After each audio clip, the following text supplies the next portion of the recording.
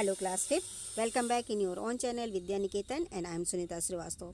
Children, today I am going to start your science books chapter 7 pollution and conservation part 2. In part 1 we had read a lot about pollution.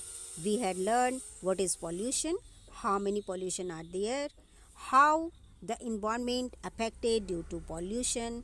We had learned about the measure to avoid pollution. Now we will read here conservation of resources. यानी अब हम पढ़ना शुरू करेंगे जो हमारे resources हैं, जो हमारे संसाधन हैं, उनका बचाव हम कैसे कर सकते हैं, उन्हें हम कैसे संरक्षित कर सकते हैं. तो कंजर्वेशन का मतलब होता है संरक्षित करना या बचाव करना या बचाना, और रिसोर्सेस का मतलब होता है हमारे संसाधन. We have learned that a resources is something that is useful to us. हमने पहले ही पढ़ लिया है कि रिसोर्सेस वे चीज़ें होती हैं जो कि हमारे लिए उपयोगी होती हैं, या वे चीज़ें जिनसे हम अपने जो डेली नीड्स हैं उनको पूरे कर पाते हैं, उन्हें हम कहते हैं resources. Air, water, soil, forest, minerals and animals are our natural resources. तो यहाँ पे देखिए, ये हवा, पानी, मिट्टी, जंगल या वन जिसे हम कहते हैं, मिनरल्स यानी खनिज पदार्थ, और एनिमल्स यानी जीव जंतु, ये सभी हमारे नेचुरल रिसोर्सेज हैं. नेचुरल रिसोर्सेज का मतलब ये हमारे प्रकृति प्रदत्त हमारे संसाधन हैं. तो जो ये रिसोर्सेस होते हैं ये भी दो तरह के होते हैं. एक नेचुरल रिसोर्सेस होता है और एक मैन मेड रिसोर्सेस होते हैं. तो मैन मेड रिसोर्सेस जो होते हैं उसे हम बनाए होते हैं या मनुष्यों द्वारा बनाए गए होते हैं, जैसे कि बिल्डिंग्स हैं, रोड्स हैं, फैक्ट्रीज़ हैं.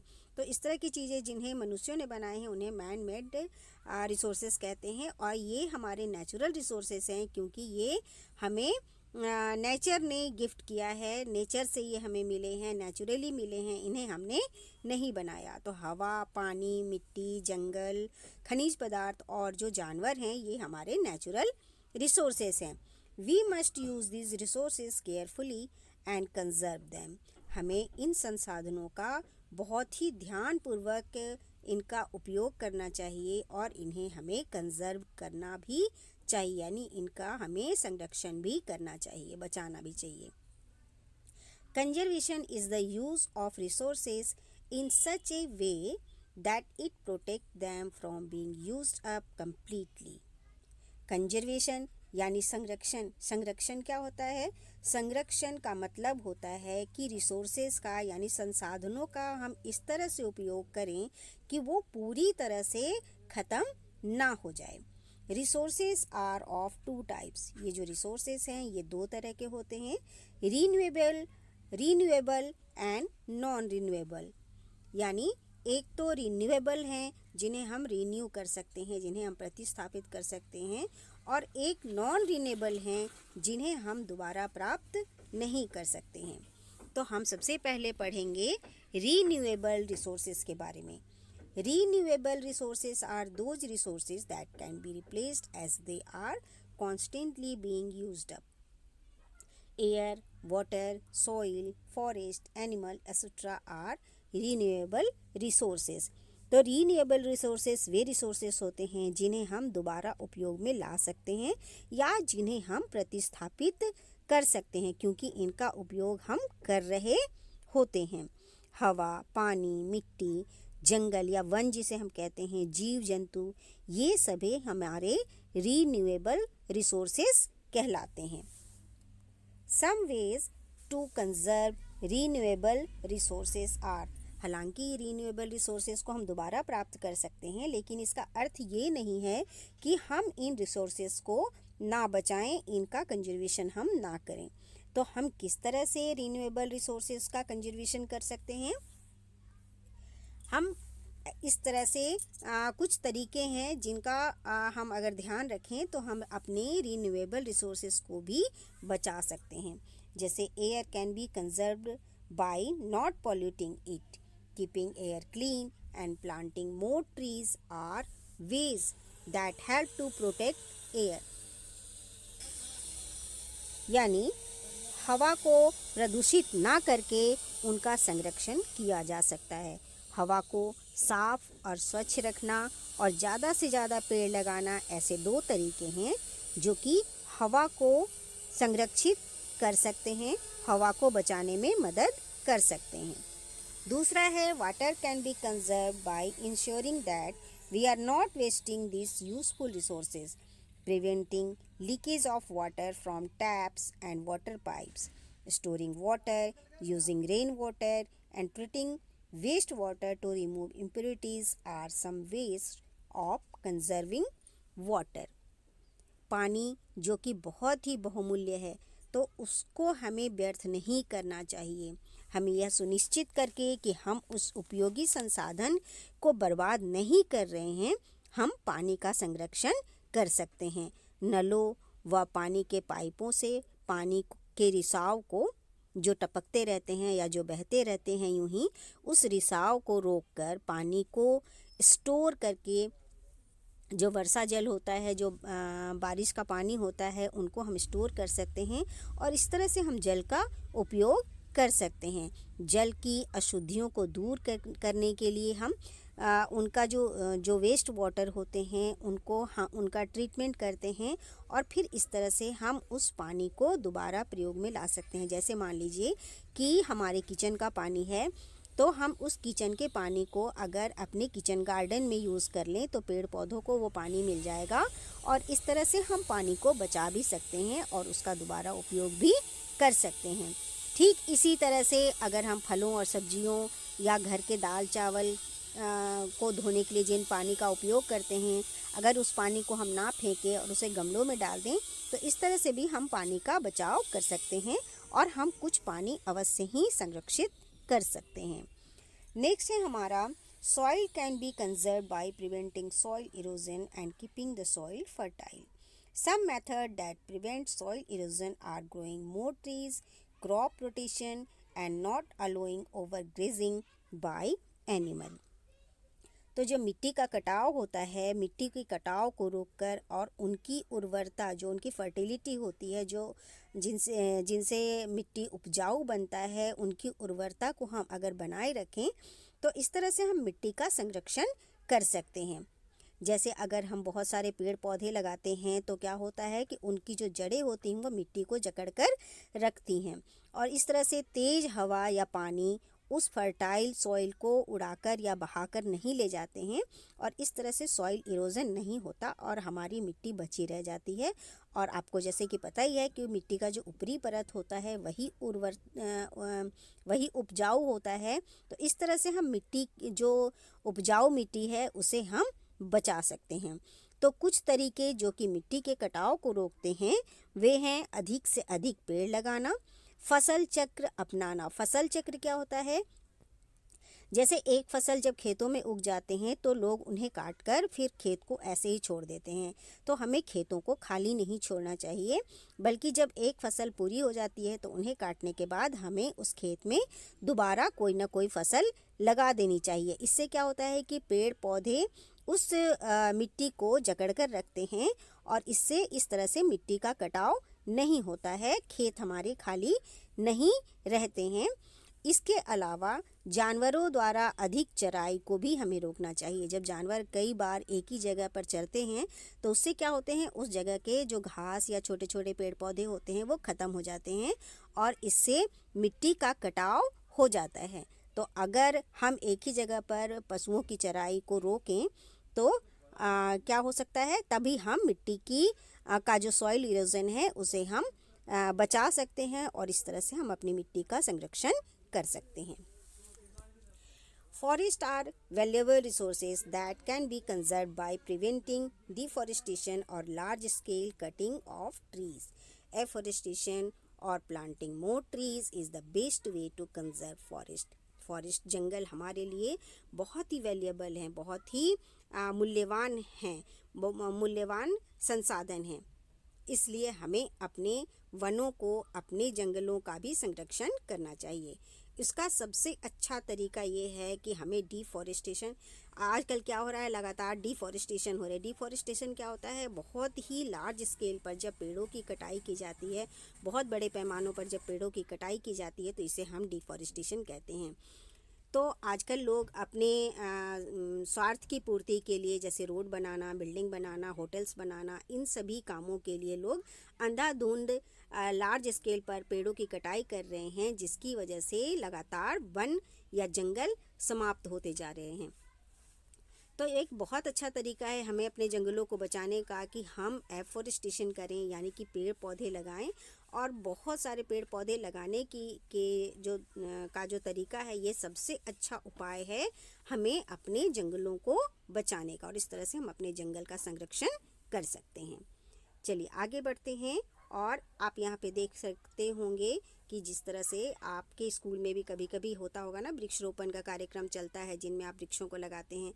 तो ये एक बहुत ही अच्छा काम है जिससे हम अपने वनों को, अपने पेड़ पौधों का संरक्षण कर सकते हैं। ठीक है, क्योंकि जंगल भी बहुत बहुमूल्य हैं। इससे हमें बहुत सारी चीज़ें, जैसे कि मेडिसिनल जो हर्ब्स होते हैं वो मिल जाते हैं, औषधीय जड़ी बूटियाँ मिलती हैं। साथ ही इन जो फॉरेस्ट प्रोडक्ट हैं वो बहुत ज़्यादा हैं, जो कि हमें हमारे काम के लिए बहुत ही उपयोगी होते हैं, जैसे कि जलावन के लिए लकड़ी होती हैं। और सबसे महत्वपूर्ण बात तो ये है कि जो पेड़ पौधे होते हैं इनसे हमें ऑक्सीजन मिलता है, जो कि हमारे लिए सबसे ज़्यादा ज़रूरी है। तो जंगल भी हमारे लिए बहुत वैल्यूएबल हैं, और इस तरह से हम जंगलों का संरक्षण कर सकते हैं। नेक्स्ट है हमारा, पशु भी हमारे लिए बहुत ही महत्वपूर्ण संसाधन हैं। जानवरों को उनके शरीर के अंगों के लिए अवैध रूप से उन्हें मार दिया जाता है। जैसे कि हाथी को हाथी दांत के लिए मार दिया जाता है, क्योंकि उससे बहुत ही बेशकीमती आभूषण बनाए जाते हैं। और जो राइनोसोर्स होते हैं उनको उनकी सींगों के लिए मार दिया जाता है। तो जो ये वन्य जीव हैं, इन वन्य जीवों का संरक्षण बहुत ही महत्वपूर्ण है, क्योंकि बड़े पैमाने पर जानवरों की हत्या ने कई खाद्य श्रृंखलाओं को, फूड चेन्स को क्या कर दिया है, अनबैलेंस कर दिया है, अस्त व्यस्त कर दिया है। प्रकृति और प्राकृतिक संसाधनों के संरक्षण के लिए वर्ल्ड वाइल्ड फंड ने कई जानवरों, जैसे कि मगरमच्छ, बाघ, राइनोसोर्स और जो एलिफेंट्स हैं, ये लुप्त प्राय होने को हैं, यानी ये जो ख़त्म हो रहे हैं, इनको सूचीबद्ध किया है, इनको लिस्टेड किया है कि अगर इनका हम संरक्षण नहीं करेंगे तो ये कभी ना कभी बहुत जल्द ये गायब हो जाएंगे, ये लुप्त हो जाएंगे। तो इनको इन्होंने लिस्टेड किया है लुप्त प्राय जानवरों के लिस्ट में। तो जो प्रोजेक्ट टाइगर जैसी संरक्षण परियोजनाएं हैं, उनके परिणाम स्वरूप क्या हुआ है कि पूरी दुनिया में जो इंडेंजर्ड एनिमल्स हैं उनकी जो आबादी है उनमें लगातार वृद्धि देखी गई है। तो ये एक प्रोजेक्ट टाइगर हमारे लिए बहुत ही सफल रहा है कि हम लुप्तप्राय होते हुए जानवरों का संरक्षण कर सकें। नेक्स्ट है हमारा नॉन रिन्यूएबल रिसोर्सेज, यानी वे रिसोर्सेज जिनका उपयोग हम एक बार कर लेते हैं तो हम फिर दोबारा उनका उपयोग नहीं कर पाते हैं। तो चलिए हम इनको पढ़ेंगे। Non renewable resources are those natural resources that cannot be replaced once they are used up. Fuels such as natural gas, coal and petroleum are non-renewable resources. These fuels are formed from dead animals and plants and take millions of years to form. ये जो non renewable resources हैं, जिनका हम एक बार उपयोग कर लें तो पुनः इनको प्राप्त हम नहीं कर सकते। ईंधन जैसे कि नेचुरल गैस यानी कि जो प्राकृतिक गैस हैं, कोल यानी कि कोयला और पेट्रोलियम, ये सभी नॉन रिन्यूएबल रिसोर्सेज हैं। ये सब नॉन रिन्यूएबल रिसोर्सेज के एग्जाम्पल हैं। ये सभी जो ईंधन है ये मरे हुए जानवरों और जो पेड़ पौधे हैं उनके अवशेषों से बनता है, और इन्हें बनने में करोड़ों वर्ष, मिलियन ईयर्स लग जाते हैं। तो क्या होता है कि जब ये पेड़ पौधे या जानवर जो मर जाते हैं, इनके जो अवशेष होते हैं, बचे हुए इनके शरीर के जो भाग होते हैं, वे परत दर परत जमा होते चले जाते हैं और फिर इनसे पेट्रोलियम बनता है। तो इस प्रोसेस में बहुत लंबा समय लग जाता है और तब कहीं जाकर ये पेट्रोलियम के रूप में कन्वर्ट होते हैं। Some ways to conserve non renewable resources are, कुछ उपायों के द्वारा, कुछ तरीकों के द्वारा हम नॉन रिन्यूएबल रिसोर्सेस का भी संरक्षण कर सकते हैं। तो चलिए हम देखें कि वे तरीके क्या क्या हैं। Number 1, walk or cycle whenever possible instead of using vehicles that use fuels like coal and petroleum। जिन वाहनों में ईंधन जैसे कि कोल और पेट्रोलियम का उपयोग होता है, उनके स्थान पर अगर संभव हो तो हमें पैदल चलना चाहिए या साइकिल का उपयोग करना चाहिए। दूसरा है, these fuels are used in generating electricity, so we should try and conserve electricity by switching off fans and lights when not in use। तो इन ईंधनों का उपयोग इलेक्ट्रिसिटी जनरेट करने के लिए भी किया जाता है, इसलिए हमें बिजली बचाने की कोशिश करनी चाहिए। तो इलेक्ट्रिक से चलने वाली जो भी चीज़ें हैं उन्हें हमें व्यर्थ नहीं करना चाहिए। इसके लिए हम व्यर्थ चल रहे पंखे और बिजली या बिजली के जो भी उपकरण व्यर्थ चल रहे हों, उन्हें हमें जल्दी से बंद कर देना चाहिए अगर हम उनका उपयोग नहीं कर रहे हों तो। नेक्स्ट है, solar energy can be use for cooking and heating purpose. Solar energy जिसे हम सौर ऊर्जा कहते हैं, उनका उपयोग खाना पकाने के लिए और गर्माहट पाने के लिए, गर्माहट के पर्पस से हमें उनका उपयोग करना चाहिए। Do not waste water, harvest rain water and reuse whenever possible.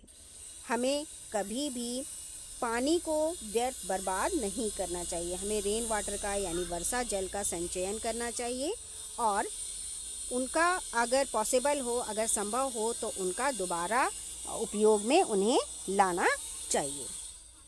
और अब हम पढ़ेंगे वेस्ट मैनेजमेंट, यानी जो वेस्टेज होते हैं, जो हमारे कचरे होते हैं, उनका कैसे प्रबंधन करना चाहिए, ये हम यहाँ पर जानेंगे। Waste is something we throw away because we do not need it anyone। Waste क्या होते हैं? जो अपशिष्ट, हिंदी में इन्हें हम अपशिष्ट कहते हैं। तो वे क्या चीज़ें होती हैं? वो वे चीज़ें होती हैं जिन्हें हम फेंक देते हैं, वो इसलिए क्योंकि हमें अब उनकी ज़रूरत नहीं होती है। How we manage our waste affect our environment. हम किस तरह से अपने वेस्ट को मैनेज करते हैं, उसका असर, उसका प्रभाव हमारे पर्यावरण पर भी पड़ता है। We can help by learning about and practicing 3 R's of waste management: reduce, reuse and recycle. अर्थात हम वेस्ट मैनेजमेंट के 3 आर्स के फॉर्मूले को अपना कर या उन्हें सीख कर और उन्हें अपनी प्रैक्टिस में लाकर हम वेस्ट मैनेजमेंट कर सकते हैं। जैसे आर से ही शुरू होने वाला है रिड्यूस, आर से ही रीयूज़ और आर से ही रिसाइकल। तो इसे ही हम कहते हैं 3 आर्स। तो ये फॉर्मूला वेस्ट मैनेजमेंट का सबसे बेस्ट फॉर्मूला है। रिड्यूस का मतलब होता है वेस्ट को कम करना, यानी कूड़े करकट कम करना। रीयूज़ का मतलब होता है कि जिन साधनों का उपयोग आप एक बार कर चुके हैं, उनको दोबारा से आप उपयोग लायक बनाना। और तीसरा है रिसाइकल, यानी किन्हीं पुरानी चीज़ों को एक नया रूप देकर उनका उपयोग करना। तो रिड्यूस, रीयूज़ और रिसाइकल, ये हम एक एक करके नीचे पढ़ेंगे। तो सबसे पहले है रिड्यूस। जैसा कि मैंने आपको बताया, रिड्यूस का मतलब होता है कम करना। रिड्यूस का मतलब होता है कम करना। तो यहाँ पे देखिए, reducing the number of things we use and waste means using fewer natural resources and less energy. Make a shopping list and buy and use only what you need। तो हम जिन चीज़ों का उपयोग करते हैं, जो वेस्ट होते हैं, उनकी दर में, उनमें कमी करनी चाहिए। यानी हमें वेस्ट कम करना चाहिए। हमें ऐसे काम करने चाहिए, इस तरह से काम करना चाहिए कि वेस्टेज उसमें कम निकले, कम कूड़े निकले। तो कहने का अर्थ है कि हमें कम से कम प्राकृतिक संसाधनों, जो नेचुरल रिसोर्सेस हैं, उनका उपयोग करना चाहिए। व ऊर्जा के स्रोतों का भी उपयोग हमें कम करना चाहिए। जब भी मान लीजिए कि हम कोई ख़रीदारी करते हैं, तब हमें क्या करनी चाहिए, सबसे पहले उसकी लिस्ट तैयार करनी चाहिए और हमें केवल उन्हीं सामानों की खरीदारी करनी चाहिए जिनकी हमें आवश्यकता है। तो इस तरह से हम कूड़े का मैनेजमेंट या कचरे का मैनेजमेंट कम करके कर सकते हैं। नेक्स्ट है हमारा रीयूज़, यानी किसी चीज़ को दोबारा प्रयोग में लाना, दोबारा उनका उपयोग करना। Finding new uses for things that would normally be thrown away in reusing. Do not throw used jam bottles and plastic jars. Reuse them to keep things or use them as pots for small plant. Reuse का मतलब होता है कि किसी चीज़ को पुनः उपयोग में लाना, यानी पुनः उपयोग करना। तो सामान्य रूप से जो फेंकी जाने वाली चीज़ें हैं उनके लिए हमें उपयोग ढूंढना चाहिए और पुनः उनका उपयोग अपने काम के लिए करना चाहिए। जैसे कि उपयोग की हुई जो जैम की बॉटल होती हैं और जो प्लास्टिक की जो जार होते हैं, उन्हें हमें यूं ही नहीं फेंक देना चाहिए, बल्कि उनमें कुछ सामान रखने के लिए या कुछ छोटे छोटे पौधे वगैरह लगाने के लिए बर्तन के रूप में उनका उपयोग हमें करना चाहिए। तो इस तरह से हम उन चीज़ों का अगर दोबारा उपयोग करें तब भी हम वेस्टेज को कम कर सकते हैं। नेक्स्ट है हमारा रिसाइकल, यानी किसी भी चीज़ को दोबारा एक नया रूप देकर भी हम वेस्टेज को मैनेज कर सकते हैं, वेस्ट को मैनेज कर सकते हैं। तो making new thing out of use thing is recycling. Making new item from recycles one also take less energy and fewer resources than making products from brand new materials. Give away used paper and old clothes to be recycled. उपयोग की हुई वस्तुओं से हम अगर नई चीज़ें बनाएं तो इन्हें ही हम कहते हैं रिसाइकलिंग या रिसाइकल करना। तो रिसाइकलिंग से जो वस्तुएं हम बनाते हैं उनमें जो भी चीज़ें लगती हैं वो बहुत कम एनर्जी और बहुत ही कम रिसोर्सेस उनमें लगते हैं उनको बनाने में, और इसलिए हमें ये रिसाइकलिंग करनी चाहिए। जैसे कि मान लीजिए पुराने कपड़े हैं या पुराने पेपर हैं, तो उन्हें हम दोबारा रिसाइकल करके एक नया रूप प्रदान कर सकते हैं और उसका उपयोग हम कर सकते हैं। जैसे मान लीजिए कि आप पेपर से या गत्ते से इस तरह का देखिए फ्लावर पॉट बना सकते हैं। इस तरह से जो पुराने कपड़े होते हैं उनसे दरियाँ बनाई जाती हैं, तो उन्हें हम फेंकने के बजाय उनका दोबारा से उपयोग में लाते हैं। जैसे ये पुराने टायर्स वगैरह होते हैं तो इन्हें हम किचन गार्डन में रख कर देखिए इस तरह से इनको एक नया लुक दे सकते हैं और इस तरह से हम वेस्ट मैनेजमेंट कर सकते हैं। ठीक है, चलिए। और जैसे कि आपके घर में वो कई सारे कैन वगैरह पड़े होते हैं तो आप उनमें कुछ मिट्टी भरकर उनमें छोटे छोटे पौधे लगाकर उनका दोबारा उपयोग कर सकते हैं। तो इस तरह से भी हम वेस्ट मैनेजमेंट कर सकते हैं। ओके, चलिए नेक्स्ट है हमारा सेग्रीगेटिंग वेस्ट, यानी कि जो कूड़े कचरे हैं उनको अलग करना। तो डिफरेंट टाइप के कूड़े कचरे होते हैं, कई गीले होते हैं, कई सूखे होते हैं, कई ज़्यादा जो हजार्डस कूड़े करकट होते हैं। तो इन सभी कूड़े करकट को हमें अलग अलग बिन में रखना चाहिए ताकि उनका डिस्पोज सही तरह से उनको डिस्पोज किया जा सके। तो यहाँ पे देखिए, waste sorting is process by which waste is separated into different type. Waste can be segregated into dry, जो ड्राई होते हैं उनको ब्लू बिन में, वेट जो गीले कूड़े होते हैं उन्हें ग्रीन बिन में, and hazardous waste in yellow bin, और उन्हें पीले बिन में रखनी चाहिए। यानी कचरों को छांटना वह प्रक्रिया है जिसके द्वारा हम कचरों को विभिन्न प्रकार से अलग अलग करते हैं। और कचरों को जैसे कि जो सूखा कूड़ा है उन्हें हम नीले बिन में डालते हैं, जो गीला कूड़ा करकट है उन्हें हम हरे बिन में डालते हैं, और जो हजार्डस यानी कि जो खतरनाक कूड़े होते हैं तो उन्हें हम पीले बिन में डालते हैं। और इस तरह से हम कूड़ों को अलग अलग कर सकते हैं। चलिए नेक्स्ट है, यहाँ पे देखिए ये तीनों ही बिन बने हुए हैं और यहाँ देखिए wet waste refers to organic waste, जो गीले कूड़े होते हैं उन्हें हम जैविक अपशिष्ट या जैविक वेस्ट कहते हैं। Like food that can decompose easily, जैसे कि गीले जो कूड़े करकट होते हैं उसमें क्या होते हैं, फलों सब्जियों के छिलके होते हैं या घर में उपयोग की हुई जो खाने पीने की चीज़ें होती हैं वो सब होते हैं। तो इनको हम गीले कूड़े के अंतर्गत लाते हैं, क्यों, और इन्हें डिकम्पोज करना बहुत ही आसान होता है। इन्हें कंपोस्ट पिट में डाल दिया जाता है और उससे हम बड़े ही अच्छे तरीके से कंपोस्ट तैयार कर सकते हैं। नेक्स्ट है हमारा hazardous waste refer to old medicine, paints, chemicals, bulbs, spray cans, batteries and pesticide causes etcetera. जो हजार्डस वाले कूड़े होते हैं वो बहुत ख़तरनाक होते हैं, जैसे कि जो पुरानी दवाइयाँ होती हैं, जो पेंट्स होते हैं, केमिकल्स होते हैं, बल्ब्स होते हैं, स्प्रे कैंस होते हैं, बैटरीज होती हैं, तो ये सब ज़्यादा खतरनाक होते हैं और इन्हें हमें बाकी कूड़ों के साथ नहीं मिलाना चाहिए।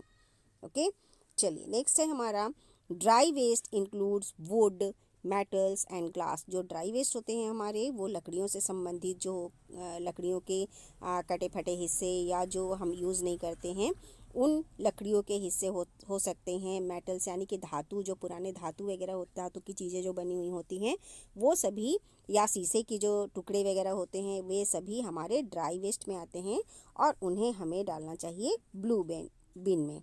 और इस तरह से हम अगर अपने कचरों को अलग अलग करें तो हम उसका अच्छी तरह से वेस्ट मैनेजमेंट कर सकते हैं। तो यहाँ पे देखिए ये हमारा चैप्टर पूरा ख़त्म हो गया। तो आपने अगर पार्ट 1 नहीं देखा है तो प्लीज़ आप एक बार पार्ट 1 भी देखें और दोबारा से पार्ट 2 भी देखें, तभी आपको पूरा चैप्टर समझ में आएगा।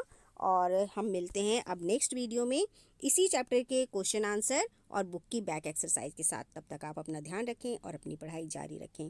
थैंक यू बच्चों, हैव अ नाइस डे।